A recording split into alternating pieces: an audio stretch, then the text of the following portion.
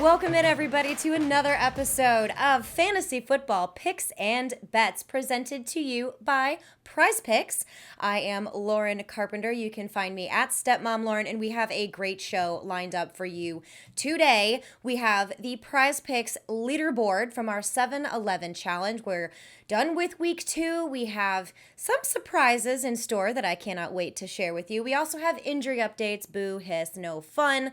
We have some waiver wire options that you should be targeting for your team to look ahead to week 3 and beyond. And we also have some quarterback and defense streamers for you. But first, remember, if you have not done so already, please head over to prizepicks.com and use the promo code MMN to get your deposit of up to $100 matched. It's like free money. You can play over-unders. There are so many options. It's a ton of fun.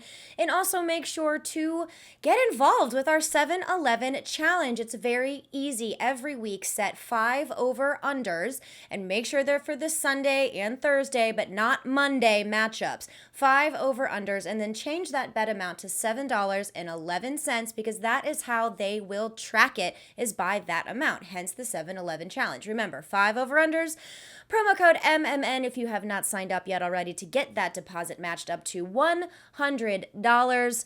And without further ado, let's hop right into the week 2 7-11 challenge leaderboard. And I chuckle a little bit there because I was really pleased with my lineup heading into week 2, as many of you probably were, even with your redraft lineups, maybe your daily fantasy lineups. But thanks to some really, really crappy play and some injuries, we can lay it on that too, I did not do so hot, but I don't feel as bad as Pat Mayo should feel because, yeah, he didn't do very well. In fact, he did terribly. He had 0 out of 5. Pat! Come on, man, although I can't blame you for your picks here. Let's go over them really quickly. Let's flash them up on the screen for you so you can follow along with a visual. He had Josh Allen, and he had over 23.5 fantasy points. I mean, I would take that. And unfortunately, that didn't happen. I'm very sorry about you. Jacoby Myers was another one. He had over only 4 receptions.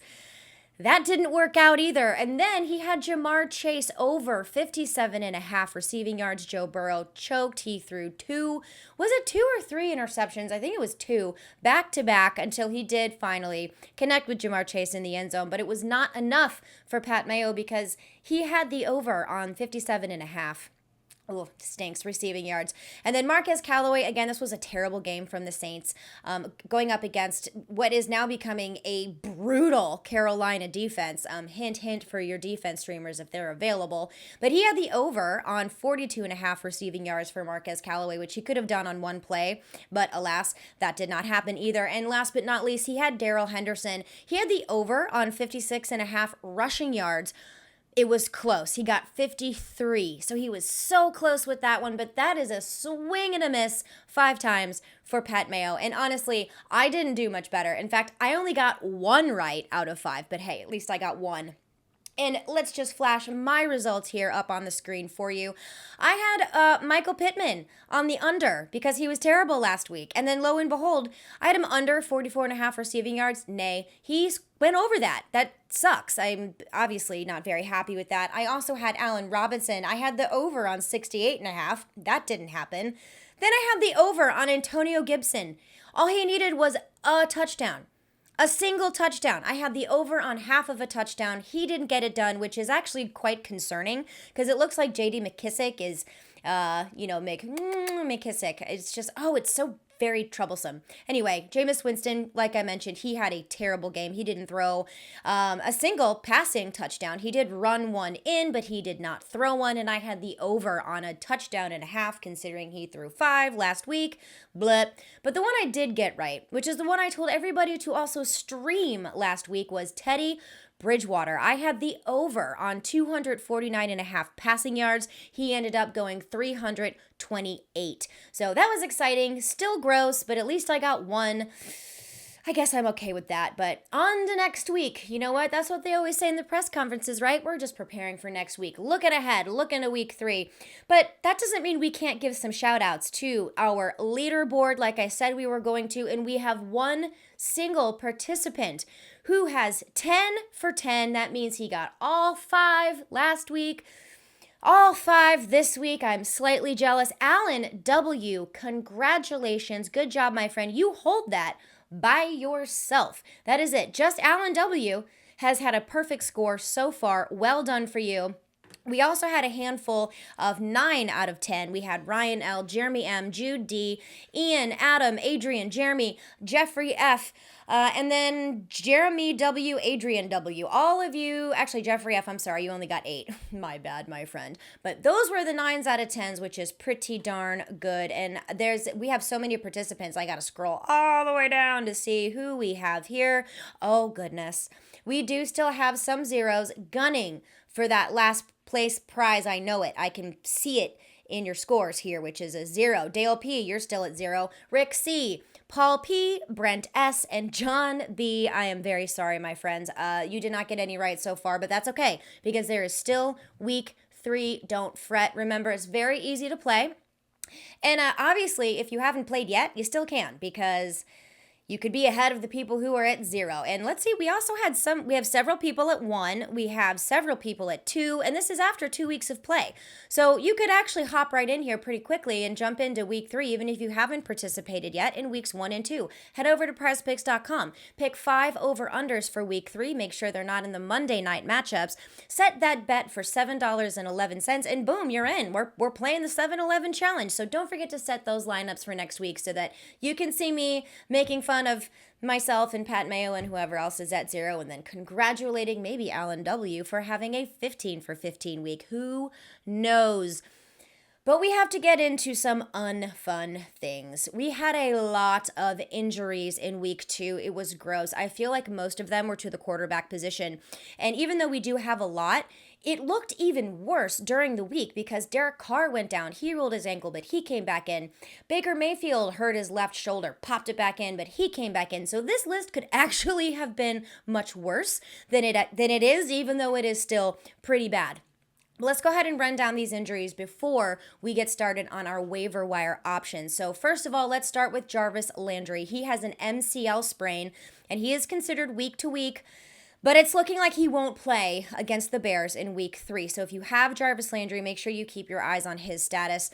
Andy Dalton, this was interesting because we got to see Justin Fields play, which was very exciting, but he suffered a bone bruise, and Matt Nagy actually the PR team, not Matt Nagy himself.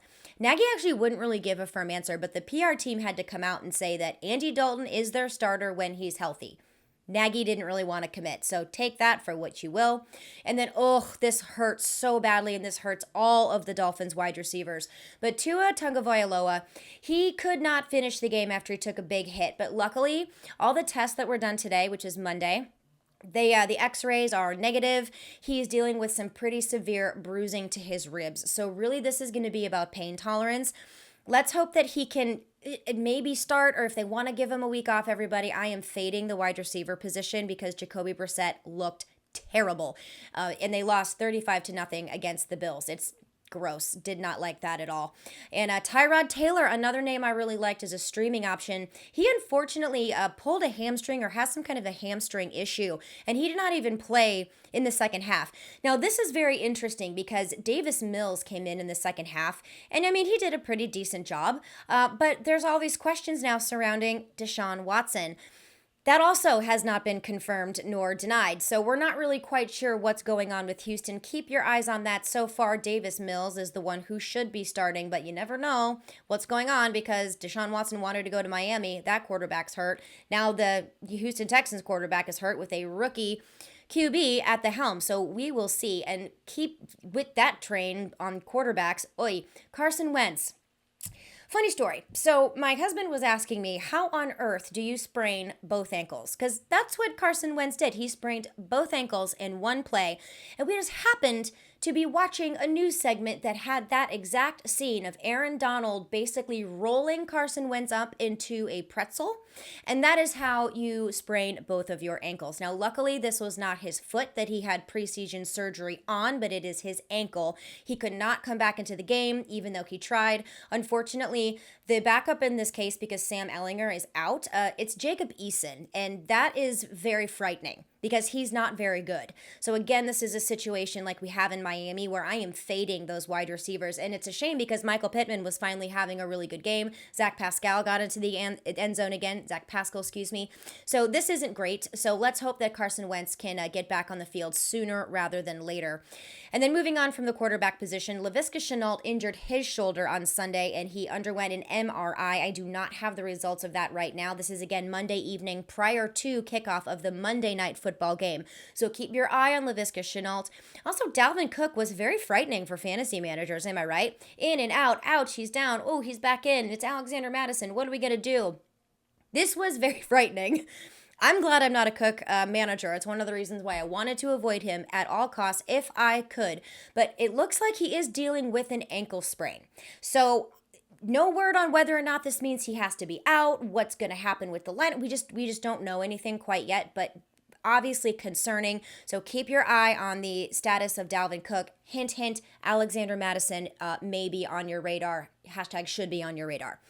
Also, speaking of the running back position, Trey Sermon. He is in concussion protocol. So this turned into an Elijah Mitchell game, even though I had basically banked on the fact that this was going to be a Sermon game because it was an Eli Mitchell game last week, and Kyle Shanahan does this to me to give me heartburn. So, yeah, this is really weird. But interesting news about the 49ers that came out. According to Adam Schefter, per sources, the 49ers are bringing in Duke Johnson, Lamar Miller, and TJ Yeldon. So there's that. I don't know if that is confirmed or not. When I went to look at one tweet, that tweet was deleted. I didn't see anything else on it. Very strange, but just so you're aware of that as we head into Tuesday, where we're looking at some waiver wire options. Excuse me, it sounded like I just drooled. Don't worry, I'm not drooling over Duke Johnson or Lamar Miller. Gross. But I'm just saying, this is an interesting situation that the 49ers are in right now, and it looks like it's going to be Elijah Mitchell. So as much as I had wanted to fade him a little bit because of the matchup and because of Trey Sermon, it looks like it might be Elijah Mitchell's backfield as much as Kyle Shanahan wants to add as many pieces back there as humanly possible. And also, if anyone watched the Steelers game, it looked like Deontay Johnson lost his leg because of writhing in pain off a worthless, stupid, meaningless play at the very end of the game. Good news, he did not suffer a catastrophic knee injury, thank you goodness. And it looks like, depending on how practice goes this week, he should be starting in week 3. So that is really good news, but keep your eye obviously on his status. Josh Jacobs is also day-to-day. He did not play in week 2. It was very distressing between Peyton Barber and Kenyon Drake, and it was a hot mess despite the fact that the Raiders did win. They are 2-0, very exciting for them. And Amari Cooper ended up having some bruised ribs, so another one to keep an eye on. As we head for the Cowboys, because he took some big hits, and it wasn't just once, it was several times. So that doesn't surprise me. Whether or not that's going to affect his status this week, I'm not very sure. But just so you know, in case there's that Q that pops up next to his name that we all loathe and detest, it's bruised ribs. Keep your eye out on that. So with all of that in mind, let's go ahead and head into your waiver wire targets. And there are some interesting waiver wire names here that I think you should probably be looking at. Rondale Moore, wide receiver for the Arizona Cardinals. I know I was talking about Moore and Christian Kirk last week, and it looked like Rondale Moore very quickly has really assumed a commanding role. Week 2 proved it, and I like this for him. He is 34% rostered. He had 8 targets, 7 receptions, over 100 yards, and a huge touchdown, which is what we love in fantasy. And they play the Jacksonville Jaguars. That's super gross. They also play the LA Rams, not great, and San Francisco, not too great either. But this is a really great stash because Kyler Murray is really good. So I expect him to be utilized, and I like that it wasn't just one play that he had that big touchdown on. He had 8 targets, which I also like to see as well. And speaking of big plays, let's go right on to Henry Ruggs for the Las Vegas Raiders. 35% rostered, and he had 7 targets, yay, 5 receptions, also over 100 yards and a touchdown. A big touchdown play. I really liked this, and I really liked the targets, and Carr looked very comfortable looking his way, and especially in those big bomb plays. They're pretty awesome. So his upcoming schedule isn't great, except playing against Chicago in Miami, Los Angeles Chargers. Excuse me, I get so confused with the 5,000 teams that are in LA. I'm not bitter. They face Miami, Los Angeles Chargers, and then Chicago. It's decent, but I really like that Chicago matchup the most if you want to stash Henry Ruggs. I still think that he might be matchup proof because of what the Raiders have been able to do against really bad matchups. So I don't feel too bad picking him up and starting him because he has that big playability. And sticking with the Raiders here, Bryan Edwards, he got involved. Not much. I don't love this pickup as much. It's a pickup and stash for me. He had 3 targets, 3 receptions, so he had a 100% catch rate, which is nice, and 40 yards, nothing to sneeze at. Still not as impressive as Henry Ruggs. Again, stash for me there. Again, just to go over that schedule for the Raiders, Miami, Los Angeles Chargers, and Chicago. And then somehow Tim Patrick, despite me beating the drum because everyone in the world who plays fantasy obviously listens to me, but Tim Patrick is still available 22%. Rostered, that's it. I still like Tim Patrick. I know this was a coming out party for Courtland Sutton. I am so happy that it was. I was worried it was going to take longer for this breakout to happen for him. I called a breakout only because he was out last season and then was slow last week. And Tim Patrick only saw 4 targets, but he did get a touchdown, which is what we like. Obviously, I would like him to see a few more targets here, but I wonder how much it's going to even out a little bit between Courtland Sutton and Tim Patrick, but he's going to be kind of a safety play there in a way. It's kind of hard to say a wide receiver has safety, but if there is one, it's Tim Patrick. I do like him. Again, available in 22% of leagues. They're going to play the Jets, then they're going to play Baltimore, and then they're going to play Pittsburgh at Pittsburgh. It is a pretty darn good matchup, so that also means start Courtland Sutton if he is on your squad. Go pick up Tim Patrick if you have not yet done so. Same thing for Zach Pascal, but I do want to pump the brakes here on him. I love Zach Pascal. I got him in every single league I didn't already have him in, but this Carson Wentz injury really, really bugs me because Jacob Eason is just not good. Zach Pascal is only 15% roster. I almost called him Tim Pascal. I could just combine them together to make one player. 15% rostered. He had 6 targets, 5 receptions, 38 yards, and a touchdown. Really, that touchdown did make his day because he only had 38 yards. But Wentz likes to look for him in the red zone, so he's a pickup and stash if you have the opportunity to do so. They're going to play Tennessee, Miami, and Baltimore. Pretty good, but again, I don't love picking him up this week if you can wait on it, or picking him up and stashing him because of the Carson Wentz deal that we have going on with his 2 broken ankles. They're not broken, sprained. Whatever happened to him, the Aaron Darnold effect. Carson Wentz is hurt. And I'm going to bring up Will Fuller really quick, wide receiver for the Miami Dolphins. Again, I don't really love this for now, but he's a pickup and stash if you can because of Tua. I don't think Jacoby Brissett can really get it done. And Will Fuller is also rostered in 66% of leagues, so it's not likely that he's going to be available, but he was suspended week 1. And then he was not active due to some personal issues, but he is back in the building here for week 3. So he is a stash option if that is something that you're looking for as a wide receiver for that deep threat play, I should say. But don't forget, he is very boomer bust. They play Vegas, Indianapolis, and Tampa Bay in the next 3 weeks. And even though the game has not happened yet, I'm going to go ahead and throw out Randall Cobb, because by the time you all are listening to this, either later Monday evening or early Tuesday morning, Randall Cobb hopefully will have had himself a game against the Detroit Lions.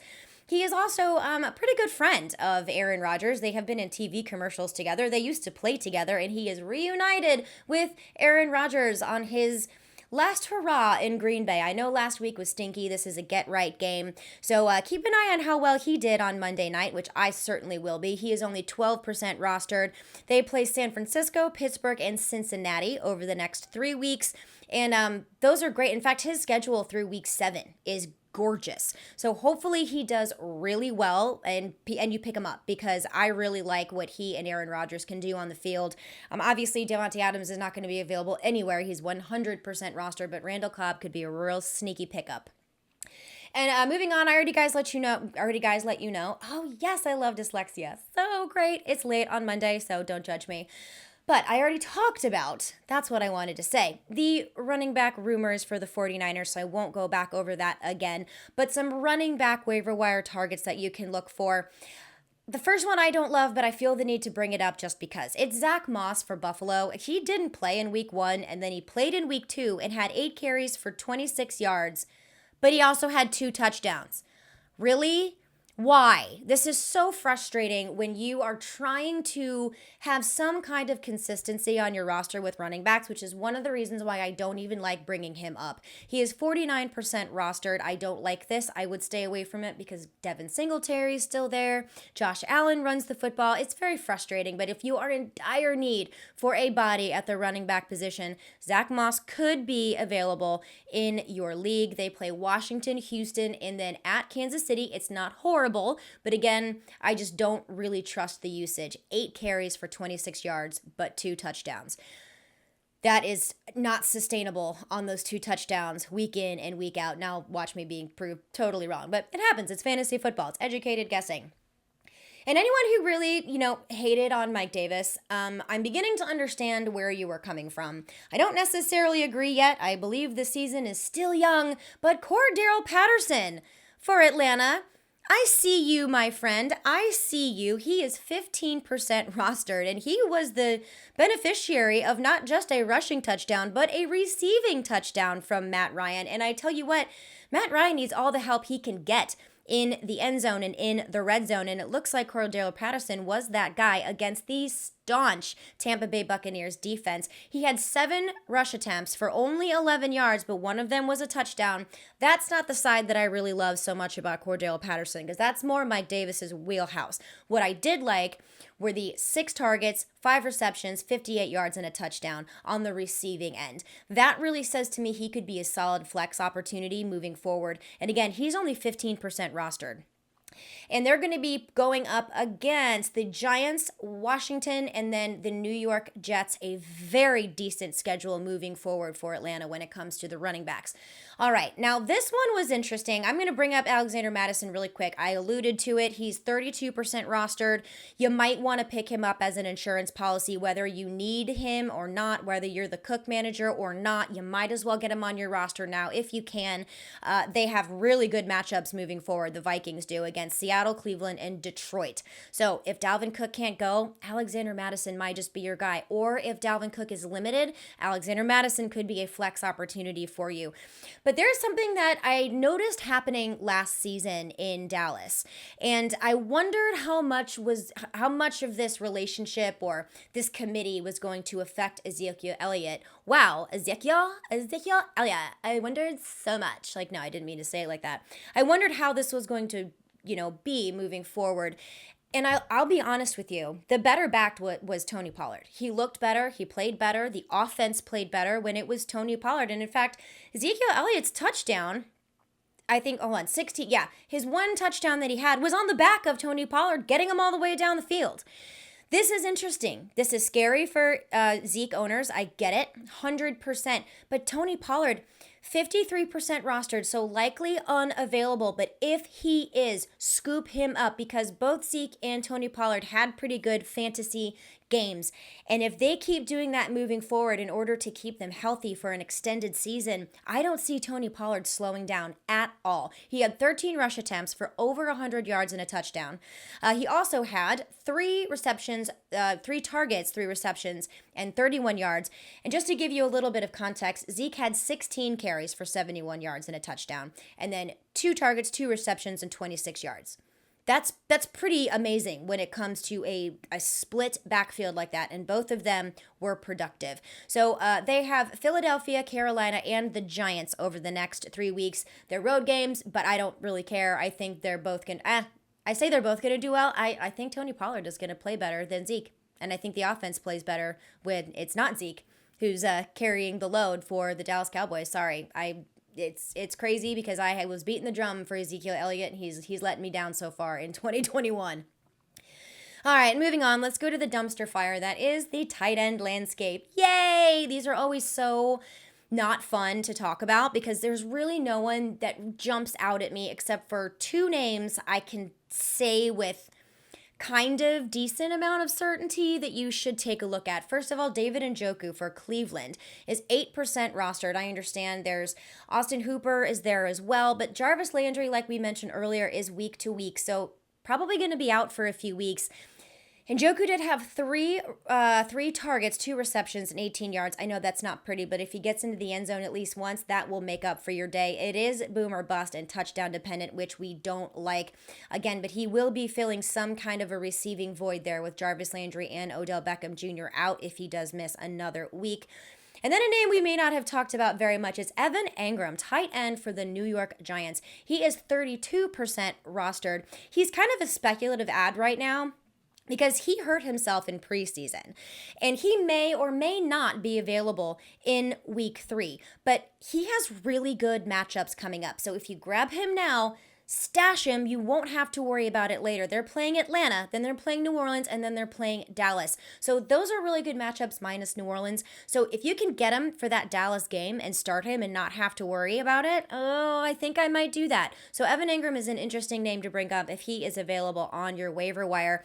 And another one that I had last week too, didn't really blow me out of the water with his production, but again, if you need a warm body that's going to see at least a handful of targets, Dalton Schultz, he did only see 2 targets in week 2, so I don't really love it. They're playing Philadelphia, Carolina, and the New York Giants. I don't love this one, but he is likely available, so if you are desperate or if you are in very deep leagues, you might as well try to take a look at Dalton Schultz.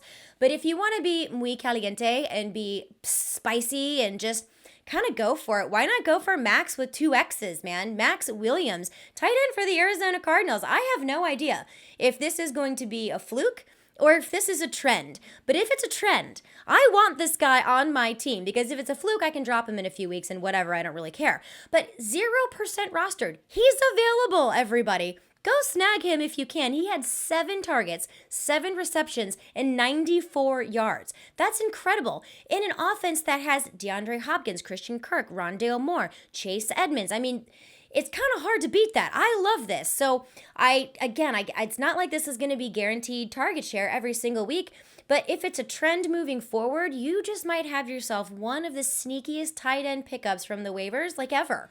Like I'm all for this speculative ad. They're playing Jacksonville. Awesome. They're playing the Rams. They're not awesome against tight ends, although their whole entire defense is very good. But again, that's a fun matchup between the Cardinals and the Rams. That's going to be a great game no matter what. And then San Francisco. So I think out of all of these options, I might add Max Williams and just have fun with it. It's fantasy football. We're supposed to be having fun. But sometimes we don't, because fantasy football is very frustrating. But those are not just the only options that we have here for you. We also have our streaming options, which are our quarterbacks and our defense special teams options. And I'll save, you know what? I lied. I'm going to go ahead and jump into the defenses right away, because it's kind of easy what I'm doing here. I am picking on rookies. Am I picking on injuries, actually? I'm not even picking on rookies. I did that last week. I'm picking on injuries. I'm going to pick up the Las Vegas Raiders that are playing against Miami. Whether it's going to be Jacoby Brissett or it's going to be an injured Tua, I don't care. They're only 2% rostered. I love them. And then the Tennessee Titans versus the Indianapolis Colts. 3% rostered. Again, Carson Wentz situation. If it's Hurt Wentz or if it's Jacob Eason, I still want to have a piece of that horrible offense when I have the defense on my roster. And then last but not least, I want to bring up Carolina. They're 19% rostered. Pick them up, and they're kind of like a season-long stash for me. And I say stash only because there may come a time when matchups may not be awesome, and then you can drop them. But you know what? No, I don't even mean stash. I lied. I'm a fraud. They're not a stash. Panthers are really good. They're one of the best defenses out there right now in fantasy, and matchups don't really seem to matter, and especially this week against Houston with Davis Mills likely as the starting quarterback. Pick up Carolina, but Carolina may be one that you hang on to even past week 3. That's what I meant to say originally. I think I got it right there. Yes. So Vegas, Titans, Carolina, and then the Panthers, like I said, may be longer for than just week 3. And let me go ahead and dive right into the quarterbacks. I do this every year. I have a moment where I'm like, oh my gosh, we should stream Derek Carr because he's doing so well. So I know I am going to come to regret this. But Derek Carr is only 27% rostered, and he has scored 20-plus fantasy points in the last 2 weeks. This is crazy. And in weird matchups, he's doing this too. He looks better. He looks more confident. The weapons around him are playing very well. He is going up against Miami, the Chargers, and then Chicago. I don't even know if the matchups really even matter. But yeah, Derek Carr is someone who is very interesting. And if it blows up in my face, I'll tell myself I told you so. Fool me twice. Shame on me. Fool me thrice. I shouldn't be doing this. But alas, here I am telling you. So Derek Carr, that's an option. Another option, which seems like it should be super gross, is Daniel Jones. That's right, quarterback for the Giants. I know when you hear it, you might like throw up a little bit in your mouth, like kind of like how I did just saying it. He's only 19% rostered, but he scored 21.38 fantasy points in week 1 if you just have like the normal quarterback scoring, and then 29.46 points in week 2. That's pretty good. So they're facing Atlanta, which is, I mean, it's still the team to stream QBs against. I mean, even into 2021, we picked on them last year. We're going to pick on them again this year. So I don't hate starting Daniel Jones here.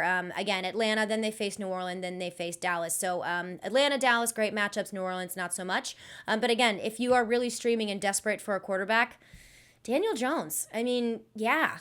Although, watch this be like a terrible game because Derek Carr and Daniel Jones both do that to me. But alas, I am following the numbers here. I'm going to play the matchup when it comes to my streamers. And that's all we have for me today. Man, we're heading into week 3 already. It is almost impossible to believe that football is here upon us. Remember, everybody, if you have not done so, sign up for Prize Picks.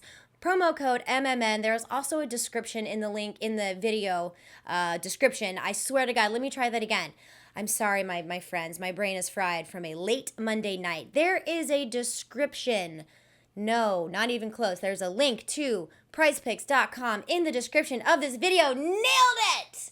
Man, one of these days I'm going to get it right because I think I messed that up in almost every single video. But you're here with me, and I appreciate it so much. Promo code MMN. Remember, you get your deposit of up to $100 matched. Get in on our 7-Eleven challenge. There is a description of that challenge in the description of this video. I hope that's sort of right. Alan W., you are well on your way to getting first place, my friend, with 10 out of 10.